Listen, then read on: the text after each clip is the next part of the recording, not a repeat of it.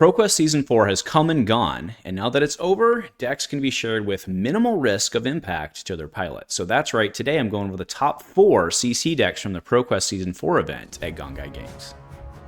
A huge shout out to our channel members for supporting what we do here.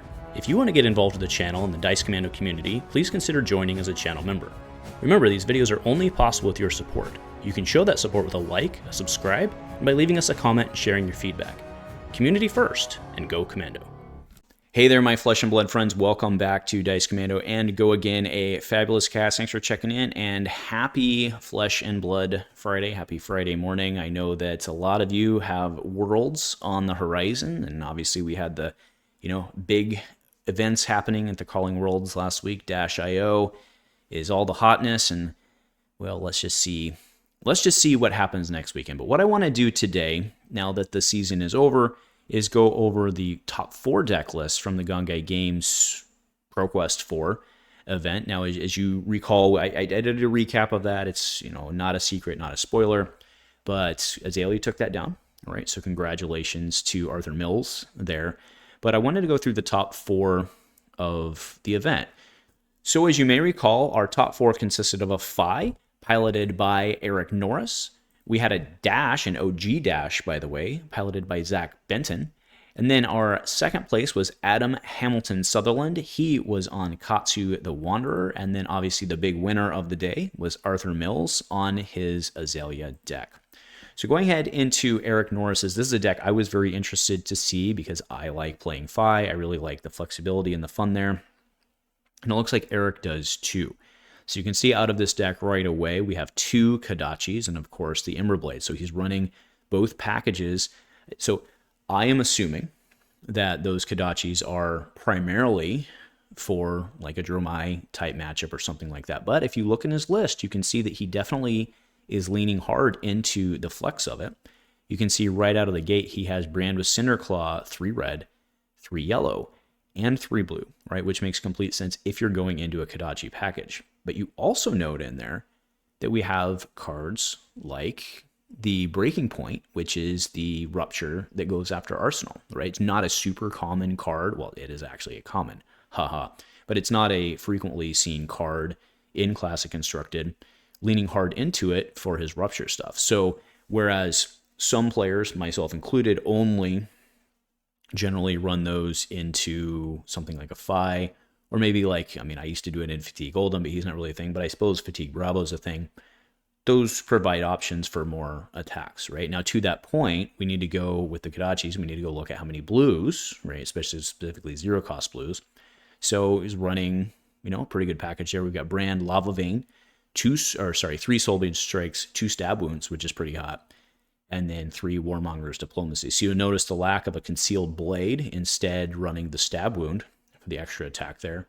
I actually think that's pretty hot. One thing you will notice is Lava Vein Loyalty, which is a 3 block, is absent from the reds. So he's only running it as a 3 of, right? Remember, Lava Vein Loyalty has Go Again if it's the second Draconic attack in the chain. So it's not a starter, right? And it can be a little tough to get off. And it looks like he's leaned into not having that. Is also playing Rabble.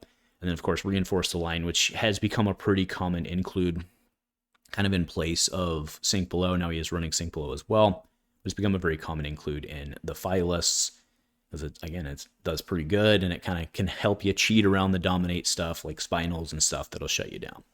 Now, the obvious stuff in here is Art of War, Salt the Wound. Is running 3 copies of Salt the Wound. I know that it's a lot of folks run 2, but he found 3. But again, if you're leaning harder into the Harmonized Kodachi side instead of the Searing Runeblade side, I think that makes a lot of sense. So again, congratulations, Eric, on one heck of a run at that, and thank you for sharing your deck list. And again, congratulations. Now moving into Zack Benton's OG Dash list. You see, one of the things I love most about Dash, look at that loadout. Goliath Gauntlet, Achilles Accelerator, Hanabi Blaster, Crown of Providence, and Tekla Foundry Heart. Straight in, there's nothing else there. That's what he's running. He's going all in on the Dash plan, right? So now you will notice that, Tekla Pounder is in there. Obviously, right? But you notice lack of, some of the good stuff, or not necessarily good stuff, excuse me. Let me take that back. It's not what I meant. But you'll notice a lack of the flex. This is a full-on go down your throat, go dash list. And it very clearly worked, getting him all the way to the top 4, only to go down to the Katsu. All right. So, we don't need to go through every single card in the list, but you go through it and you're looking at data link, a lot of the new 0-3s, a lot of the new 1-4s from the new set, and then shocker to no one, 3 Max Velos, Pulse Wave Harpoons. This is just a straight, again, down your throat boost list. It's awesome. I'm stoked that this made it as far as it did. I think this deck overall is relatively cheap, right? I've got, again, the lists are below. You probably already clicked on them and you're probably not listening to me talk anymore, so fair enough. But go look at it. This is going to be a very, very, very cheap deck. I'll actually do the overlay of it, and I think that's phenomenal, right? So, again, it's not about the money. It's about the pilot skill, and Zack clearly has it in spades. So congratulations, Zack, for making it to the top 4, and hopefully you're showing off your new shiny hero. All right, now moving into the top 2 decks. So I do want to remind everyone that actually, this was really cool. So Arthur reached out to me after the last casting, said, yeah, Adam and I are actually, we're in the same play group, right? So that's, they kind of did the deal thing at the end, and they're in the same play group. And that's pretty impressive to come down. The two are, I guess, technically in terms of the Northern Hemisphere, they came up, right? They came up to see us from down south, and they took our cookies, right? So congratulations to both Adam, obviously, and Arthur as well. All right, so going into this Katsu list, the Katsu list stuff fascinates me because it's very, very, like, if you look at the card pool, it's functionally the same as most Katsu card pools. But what changes is if you're running a 2 of, if you're running a 3 of, maybe you're running a yellow of this and not a red. That is super fascinating, the way that each individual decides to custom tailor their deck.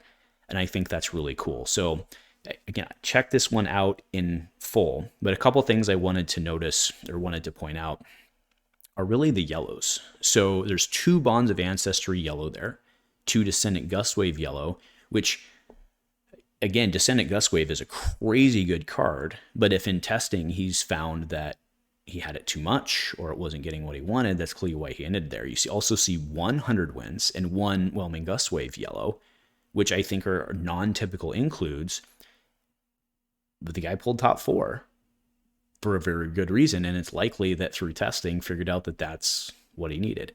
Another thing that's interesting in here is 1 Sink Below. Why 1 Sink Below? Well, obviously we have Flick Flax, right? Obviously that's what ninjas do. And 2 Reinforce the Lines. So is he balancing the Reinforce the Lines with, right? Because the 2 and the 1, that would add up to what you would normally run 3 Sink Belows. I think that's a very interesting call. Found it, and by interesting, I think it's a hot call. Clearly, through testing, found that maybe 3 Sink Belows was too much. Obviously, wanted to lean into Flick Flax to get the combo block on the second. Makes sense, and clearly found that the Reinforce the Lines were doing more work than the Sink Below, and then somehow wanted the cycling still from the Sink Below, sideboard calls, whatever it may be.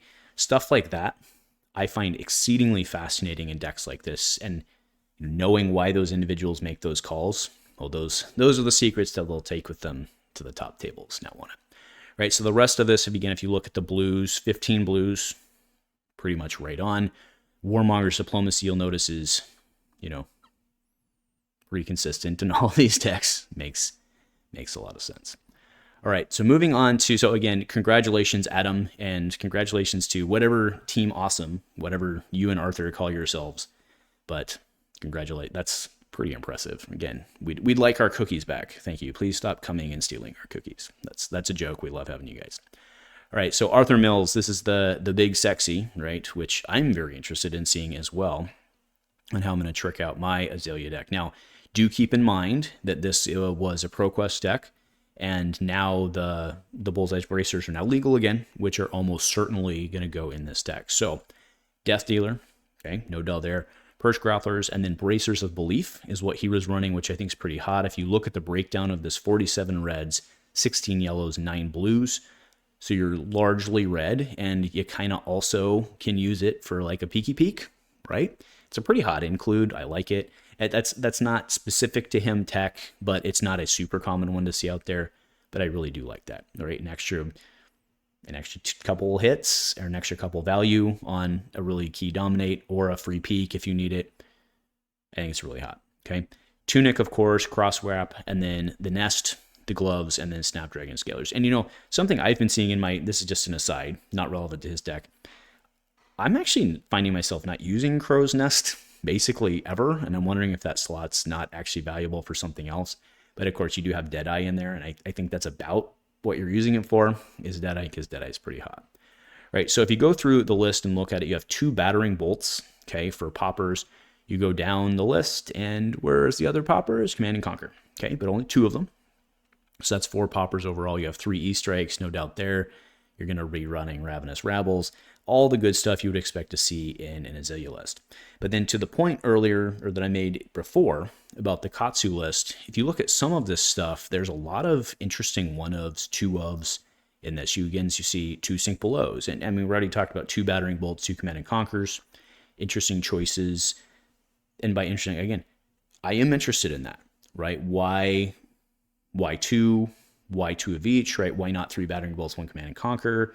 That's an interesting choice on where you land on that. And I think that that's, again, those are secrets they'll take to their grave. One that is interesting also is 2 Drill Shots, right? That's obviously a very popular card with, you know, mostly Lexi, but it's a free shot. And sometimes you only have the 1 off your Tunic to load a bow or whatever, and then get your couple of pumps. So not leaning as heavily into the 0-4s, and you will see that across the board, right? 2 Drill Shots. If you go down and you look at Searing Shot, there's only 1 Searing Shot. Right, so this is actually relatively light on the 0-4 arrows, very heavy, much heavier into the 1-5 arrows. And then you go at that very bottom there and you see 1 Sleep Dart, right? 1 Sleep Dart. Very clearly using it for a specific matchup. I mean, I would imagine, right? But again, I find that to be very interesting. Then you go to the yellows. Some of it is exactly what you do expect. 3 Boltyn Shots, 3 Codex of Frailty, 3 Deadeyes, all make sense. 1 Memorial Ground, 3 Rain Razors, no joke there. And then Tar Pit Trap. Okay, I do like that. And then for the blues, exactly what you would expect to see. Boltyn, Knock the Death Whistle, and then Spire Sniping. All right, so those are all the lists. Again, the last 2 I find really awesome lists.